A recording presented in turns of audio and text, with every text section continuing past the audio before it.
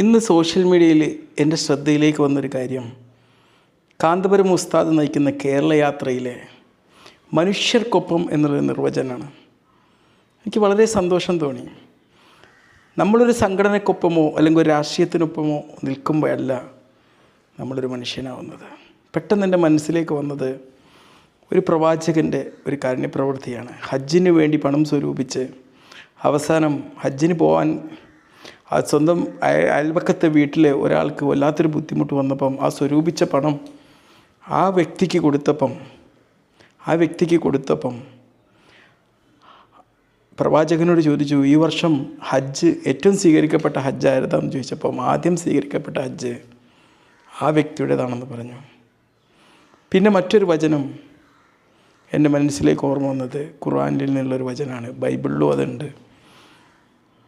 ഒരു വിശന്ന് അവശയായ ഒരു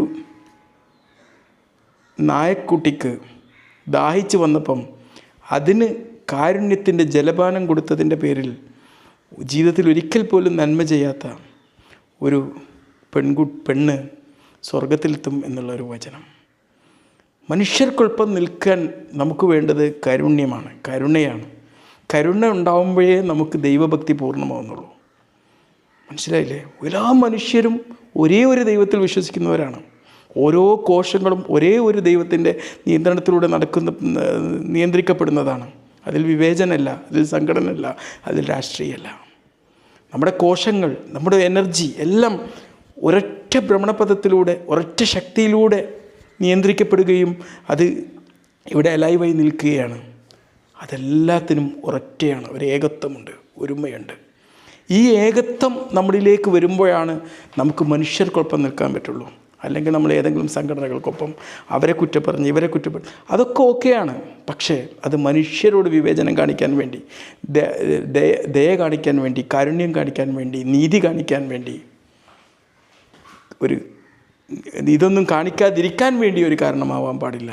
നമുക്ക് എന്ത് രാഷ്ട്രീയ പാർട്ടിയാണെങ്കിലും എന്ത് മതസംഘടന മറ്റു മനുഷ്യരോട് അനീതി കാണിക്കാൻ അതൊരിക്കലും കാരണമാകാൻ പാടില്ല. നമുക്കുള്ളിലെ സമാധാനം അവർക്ക് കൈമാറാൻ അത് കാരണമാവില്ല. നമുക്കുള്ളിൽ സമാധാനം ഉണ്ടാവുമ്പോഴേ മറ്റൊരാൾക്ക് അത് കൊടുക്കാൻ പറ്റുള്ളൂ.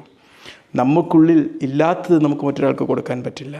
നമുക്കുള്ളിൽ നീതി നമ്മുടെ ഭക്തിയുടെ ഭാഗമായി വളരുമ്പോഴേ നമുക്കത് മറ്റൊരാളോട് നീതി കാണിക്കാൻ പാടുള്ളൂ, അല്ലെങ്കിൽ കാണിക്കാൻ സാധ്യമാവുള്ളൂ. അല്ലെങ്കിൽ നമ്മളുടെ അനീതിയാണ് വരിക.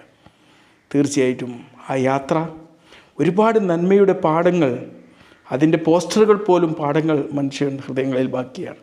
ഇനിയും നമുക്ക് പരസ്പരം ഒരുപാട് സംഘടനകളായും രാഷ്ട്രീയമായും ഒക്കെ നമുക്ക് വേർതിരിഞ്ഞ് പരസ്പരം തമ്മിലടിക്കാനുണ്ട്. തമ്മിലടിച്ചോ, അതൊക്കെ ഒരു സ്പോർട്സ്മാൻ സ്പിരിറ്റിൽ മാത്രം.